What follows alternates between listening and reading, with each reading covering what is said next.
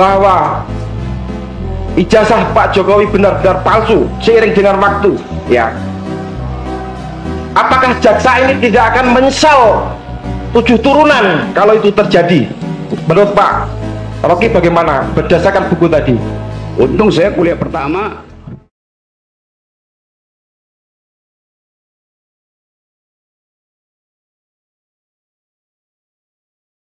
Ya Allah, Ya Allah, kalau yang saya ucapkan selama ini, kalau yang saya ucapkan selama ini, kalau yang saya tulis selama ini, kalau yang saya tulis selama ini ternyata fitnah, ternyata fitnah, ternyata bohong, ternyata bohong, ternyata tidak benar, ternyata tidak benar, maka hancurkan hidupku, maka ya Allah. hancurkan hidupku ya Allah. Cabut keberkahan hidupku, ya Allah. Cabut keberkahan hidupku ya Allah. Hina-dinakan hidupku, ya Allah. Hina-dinakan hidupku ya Allah. Mati. A few moments later. Milik pengguna dan atau yang menguasai akun YouTube Gusnur 13 Official tentang ujaran kebencian berdasarkan sara dan atau penistaan agama.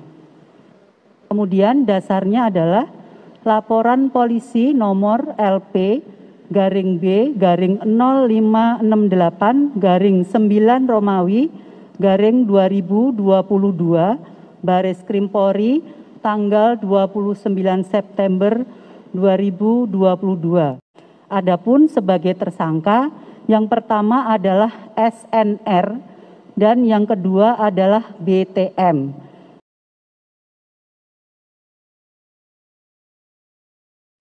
Assalamualaikum warahmatullahi wabarakatuh. Sobat RH sekalian, jumpa lagi kita di channel yang keren ini. Keren cadas. Ya, Sobat RH sekalian, Bambang Tri Mulyono atau BTM atau Bambang Tri mengajukan peninjauan kembali kepada Mahkamah Agung atas kasus yang sudah inkrah. Walaupun agak aneh juga karena Gus Nur sudah bebas, tapi kok dia belum dibebaskan. Gus Nur bebas bersyarat 2/3 masa hukuman, sementara Bambang Tri itu belum bebas, harusnya dia bebas bersyarat. Tidak tahu kenapa, bisa jadi karena takut ngomong lagi seiring dengan resminya atau ramainya kembali soal ijazah palsu ini. Karena Bambang Tri lah aktor utama yang mengatakan ijazah itu tidak asli atau palsu, walaupun konteksnya Bambang Tri pada waktu itu lebih kepada ijazah SMA, SMP, dan ijazah SD. Jadi saudara sekalian, kita bacakan dulu ya apa yang kemudian menyebabkan Bambang Tri mengajukan PK atau peninjauan kembali, dan kemudian kita refresh apa yang pernah disampaikan Bambang Tri itu agar kita memiliki konteksnya. Oke. Bambang Tri terpidana kasus ijazah palsu Jokowi ajukan PK minta dibebaskan. Kita bacakan ya. Terpidana kasus ujaran kebencian, ITE dan penistaan agama Bambang Tri Mulyono mengajukan peninjauan kembali PK terhadap putusan Mahkamah Agung nomor 48851 dan seterusnya tahun 2023. Bambang minta divonis bebas. Pendaftaran PK Bambang Tri dilakukan oleh kuasa hukumnya Pardiman ke Pengadilan Negeri Solo. Berkas pendaftarannya telah diterima dengan terbitnya akta permintaan PK penasihat hukum nomor 1 dan seterusnya. Kemudian jungto nomor 272, jungto nomor 319. Karena persidangannya dulu di PN Solo, jadi tidak bisa didaftarkan di PN yang lain. Jadi aturannya pendaftaran PK memang begitu, kata Pardiman kepada awak media di PN Solo, dilansir Detik Jateng. Dasar pengajuan PK adalah Mahkamah Konstitusi telah melakukan revisi terhadap Undang-Undang ITE khususnya pencemaran nama baik. Dengan adanya revisi itu diharapkan Bambang Tri bisa segera menghirup udara bebas. PK-nya terkait dengan vonis dia, Bambang Tri berharap ingin bisa segera bebas. Terlebih sudah ada putusan MK, banyak terjadi kriminalisasi Undang-Undang ITE oleh MK sudah dianulir, ucapnya. Kita juga berharap pemerintahan yang baru ini memperhatikan karena pemerintahan ini sudah tidak ada hubungannya dengan Bambang Tri. Barangkali dengan kuasa Pak Presiden Prabowo Subianto bisa mengeluarkan remisi sambungnya. Jadi sobat era sekalian, itu yang dimintakan oleh Bambang Tri. Jadi Bambang Tri ini awalnya ya kena pasal yang terkait dengan terkait dengan pasal berita bohong, yaitu Undang-Undang Nomor 1 1946. Dan atas itu dia dituntut 10 tahun sama seperti Gus Nur, divonis 6 tahun sama seperti Gus Nur, dan dalam tingkat peninjauan kembali, dalam tingkat banding dan kasasi kemudian dihukum jadi 4,5 tahun. Selesai. Dan kemudian untuk Gus Nur setelah menjalani masa hukuman 2/3 kemudian dibebaskan secara PB ya. Pembebasan bersyarat. Tapi untuk Bambang Tri sampai sekarang dia masih mendekam dalam tahanan. Kita tidak tahu why, kenapa ada perlakuan yang berbeda. Ya mungkin saja orang jauh lebih khawatir dengan Bambang Tri karena Bambang Tri lah yang pertama kali mengungkapkan soal kepalsuan ini, yang kemudian dia tulis dalam buku Jokowi Undercover 2. Dan kalau kita membaca kembali buku Jokowi Undercover 2, karena Jokowi Undercover 2 saya baca habis ya, dan memang isinya ngeri-ngeri sedap. Informasi yang diberikan barangkali langsung akan kita tolak. Tapi masalahnya ketika dia dikenakan pasal berita bohong itu, ternyata di dalam tingkat Mahkamah Agung bukan berita bohong tapi ujaran kebencian. Nah, ujaran kebencian, pencemaran nama baik dalam Undang-Undang ITE itu sudah diberi label oleh MK, yaitu harus memunculkan yang namanya, kalau dia misalnya kegaduhan, kalau berita bohong misalnya, maka itu harus aktual. Kemudian kalau dikaitkan dengan misalnya pencemaran, maka pencemaran itu harus dikaitkan dengan tidak boleh pejabat merasa dicemarkan ya, atau ujaran kebencian kepada pejabat dan lain sebagainya. Jadi dalam konteks itu maka ya para pejabat harus siap menerima kritik. Kalau seandainya ada yang mempermasalahkan itu, tidak boleh kemudian dibawa ke ranah hukum yang kemudian seolah-olah pejabat itu kebal dari hukum. Karena kalau kita bicara negara yang demokratis, negara yang menghargai kedaulatan rakyat, maka hak rakyat untuk melakukan scrutiny ya, atau people oversight, untuk melakukan pengawasan sesuai dengan prinsip sovereignty atau kedaulatan rakyat, people sovereignty. Nah, ini yang kemudian harus menjadi apa istilahnya? Harus menjadi pemikiran para hakim di PK. Mereka tidak lagi bisa menggunakan pasal ujaran kebencian untuk melindungi pejabat publik, atau pasal pencemaran untuk melindungi pejabat publik, termasuk juga pasal yang terkait dengan hasutan dan lain sebagainya untuk melindungi pejabat publik. Karena semua itu sudah dipagari oleh MK. Pejabat publik tidak boleh lapor-lapor pencemaran nama baik dan lain sebagainya. Apalagi ujaran kebencian, karena ujaran kebencian basisnya adalah sara, suku, agama, ras, antar golongan, dan klasifikasi yang kemudian dibuat oleh undang-undang itu sendiri, yang kemudian tentu tidak akan mungkin bisa diterapkan kepada seorang presiden, karena presiden pasti tidak masuk suku, agama, ras, antar golongan dan lain sebagainya. Jadi PK oleh Bambang Tri ini kalau dalam konteks putusan MK masuk akal. Ya. Tentu masuk akal, karena itu saya mendukung untuk mencari kebenaran. Karena jangan sampai kemudian dia dianggap salah ketika dia menyampaikan pendapat melalui buku yang dia tulis sebagai seorang wartawan. Kalau soal misalnya informasi itu salah dan lain sebagainya, ya silahkan diklarifikasi melalui buku yang lain. Jangan sampai kemudian pendapat dikriminalkan. Itulah pendapat dikriminalkan itu yang dilakukan oleh Bambang Tri. Dia menulis buku tapi ujungnya dia dikriminalkan. Kayak zaman-zaman dahulu ya. Padahal harusnya tidak boleh demikian. Oke. Apa yang disampaikan Bambang Tri itu dalam bukunya memang agak ngeri-ngeri sedap sih. Ngeri-ngeri sedap. Saya kasih contoh misalnya. Dia mengatakan bahwa Jokowi itu anaknya dari Yap Mehwa dan Heru Purnomo. Heru Purnomo itu dia bilang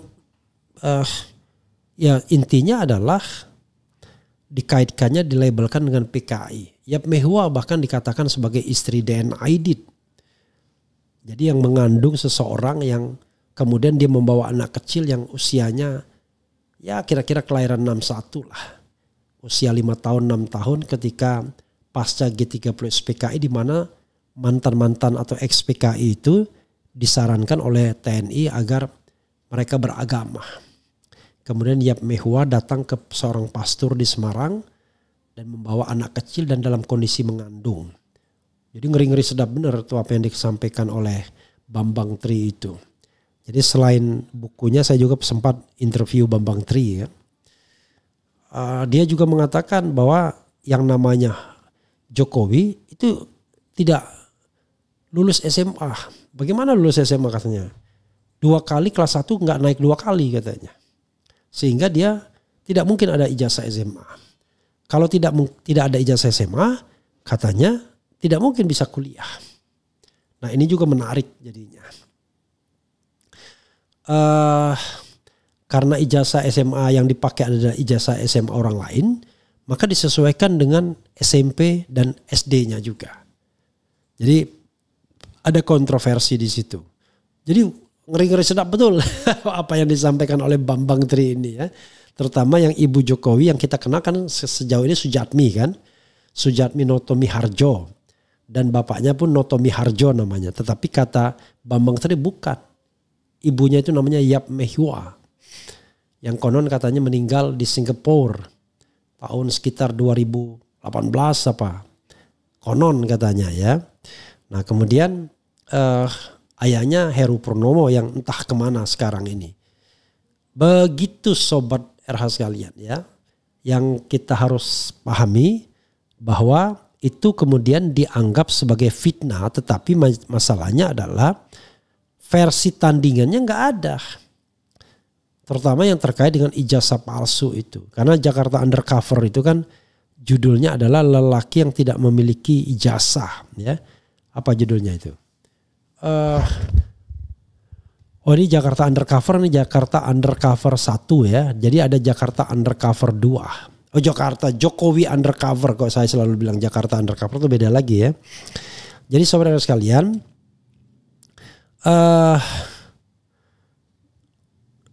ini yang kemudian harus kita pahami ya. Bagaimanapun Bambang Tri berhak atas keadilannya sendiri. Karena dia disalahkan telah melakukan ujaran kebencian, menyebarkan berita bohong tentang ijazah tidak, tapi menyebarkan kebencian. Nah, menyebarkan kebencian itu aneh juga karena ujaran menyebarkan kebencian itu ya lucu kalau dikaitkan menyebarkan kebencian itu dikaitkan dengan seorang presiden ya kan, menyebarkan kebencian. Coba kita lihat ya. Jadi pasal pasal utama yang mengatur ujaran kebencian di Indonesia adalah pasal 28 ayat 2 Undang-Undang Informasi dan Transaksi Elektronik Undang-Undang ITE yang melarang penyebaran informasi elektronik yang memiliki muatan yang menimbulkan rasa kebencian atau permusuhan berdasarkan sara, suku, agama, ras, dan antar golongan. Selain itu, Kitab Undang-Undang Hukum Pidana KUHP juga mengatur tindak pidana ujaran kebencian seperti dalam pasal 156, pasal 157, pasal 310 dan pasal 311. Kemudian pasal 28 ayat 2, pasal ini secara spesifik melarang penyebaran informasi elektronik yang bertujuan menimbulkan kebencian atau permusuhan berdasarkan sara melalui sistem elektronik. KUHP juga mengatur kebencian yang dilakukan secara lisan maupun tertulis. Beberapa pasal yang relevan adalah pasal 156 tentang perbuatan yang menyatakan perasaan permusuhan, kebencian atau penghinaan terhadap suatu golongan. Pasal 157 tentang perbuatan yang menyerang kehormatan atau nama baik suatu golongan. Kemudian ketentuan mengenai ujaran kebencian di Undang-Undang ITE telah mengalami perubahan dan penyesuaian dan beberapa ketentuan telah dicabut dan diganti dengan pasal-pasal baru dalam KUHP yang baru. Penting untuk diingat, tindak pidana ujaran kebencian dapat dilakukan melalui berbagai cara, termasuk media sosial, pesan singkat, dan media elektronik lainnya. Ujaran kebencian tidak hanya terbatas pada kata-kata, tapi juga bisa berupa gambar, simbol, atau tindakan lain yang menimbulkan kebencian atau permusuhan. Penerapan pasal-pasal ini harus dilakukan secara hati-hati dan mempertimbangkan prinsip-prinsip kebebasan berekspresi. Jadi sahabat RS sekalian, ini adalah respon artificial intelligence kurang lebih ya.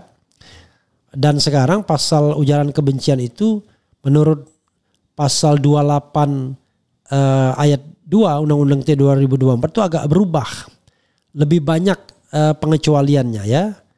Ini, setiap orang dengan sengaja dan tanpa hak mendistribusikan dan atau mentransmisikan informasi elektronik dan atau dokumen elektronik yang sifatnya menghasut, mengajak atau memengaruhi orang lain sehingga menimbulkan rasa kebencian atau permusuhan terhadap individu dan atau kelompok masyarakat tertentu berdasarkan ras, kebangsaan, etnis, warna kulit, agama, kepercayaan, jenis kelamin, disabilitas mental atau disabilitas fisik.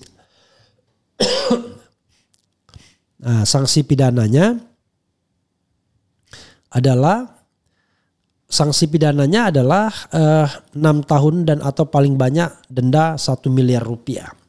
Jadi sahabat era sekalian, sekali lagi ya, ujaran kebencian itu tidak bisa dikaitkan dengan seorang presiden atau seorang pejabat publik.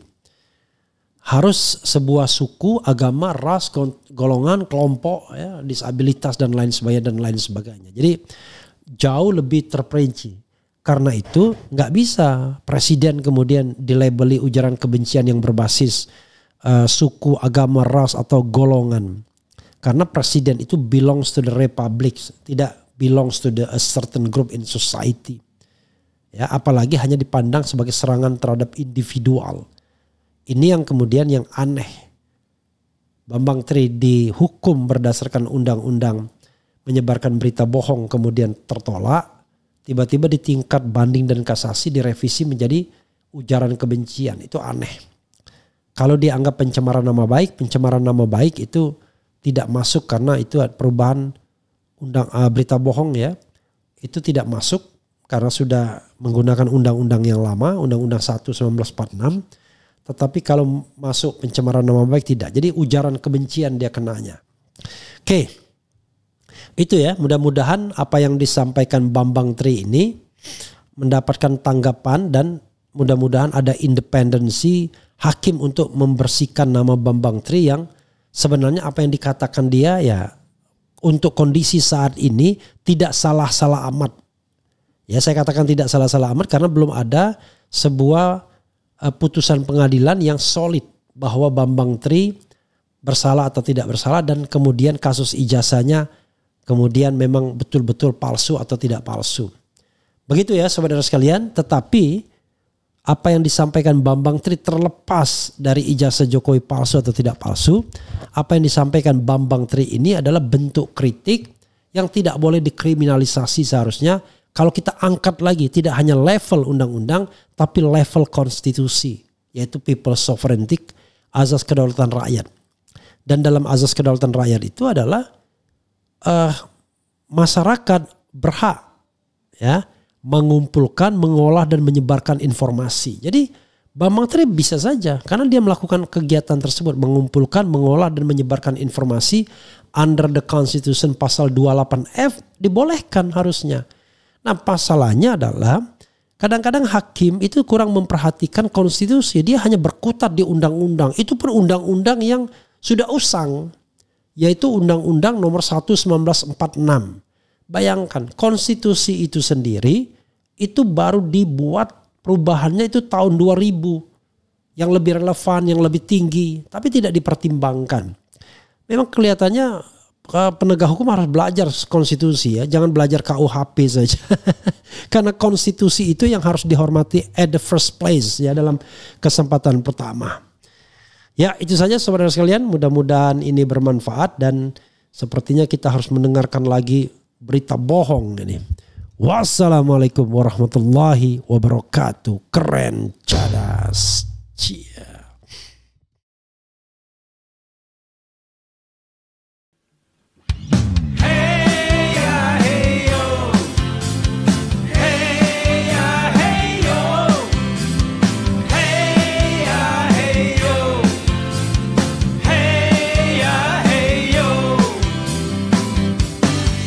Aku bilang ini kritik, kau bilang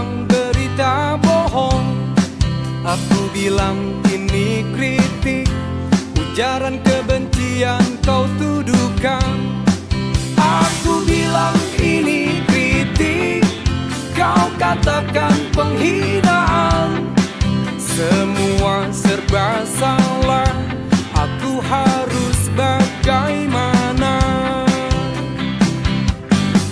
Aku bilang ini kritik, kau bilang berita bohong. Aku bilang ini kritik, ujaran kebencian kau tuduhkan. Aku bilang ini kritik, kau katakan penghinaan. Semua serba salah, aku harus bagaimana?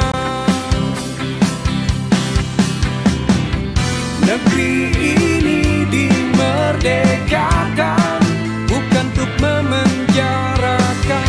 Beda pendapat kok dipidanakan, bagaimana rakyat dicerdaskan? Aku bilang ini kritik, kau bilang berita bohong. Aku bilang ini kritik, ujaran kebencian kau tuduhkan. Aku bilang ini kritik, kau katakan penghinaan.